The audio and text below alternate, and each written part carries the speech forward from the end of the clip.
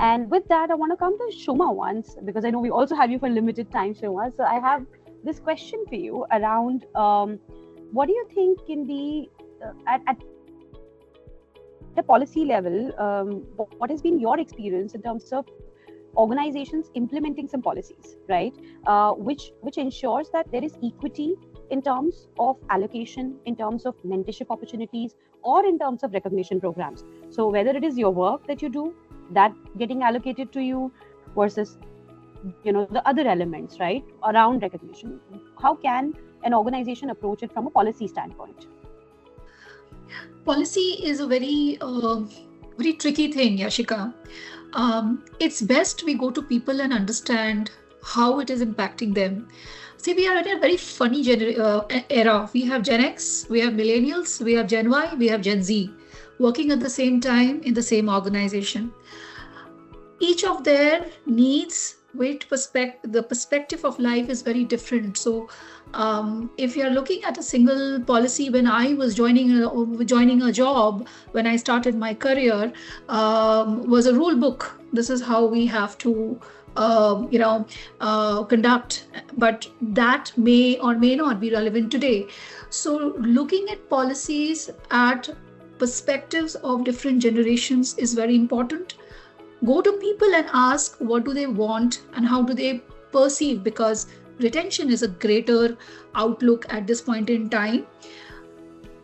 It's nobody's guess. I always call Gen Z our white walkers. You don't know what are we going to deal with in the coming days. There are many articles coming around that there are certain behavioral patterns and we really don't know how to deal with it.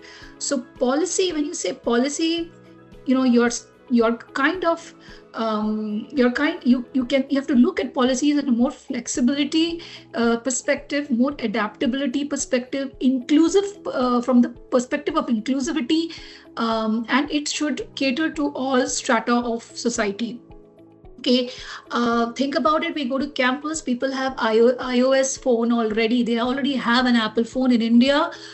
When we started our career, I'm not talking like I'm not trying to talk like an oldie, but then that's the fact. We have to understand that the fire in the belly for Gen X and millennial was very different to what the fire in the belly for Gen Z is. So when you look at a policy making exercise per se, you have to be very receptive. Are we receptive? Because generally the policy makers are Gen X or millennials.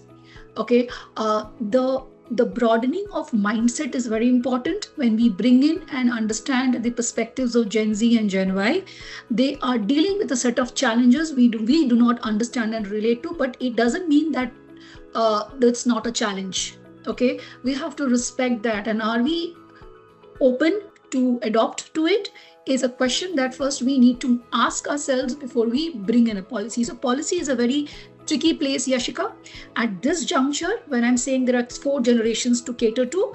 But I think as we are evolving and getting more aware of people and yes, we would like to say that we are getting more inclusive as day going by. I think we will get there, one step at a time, as you said. That's my one step at a time, one pilot at a time, of course. Yes. And I think that's a very, very important and honest share, if I may, especially in terms of, it can't be the policy cannot be a one fit for all. I've made this, now follow this, is not going to work in the modern day work culture. So that was a very important point that you brought on the table, the attention of everybody in the panel today. Thank you so much.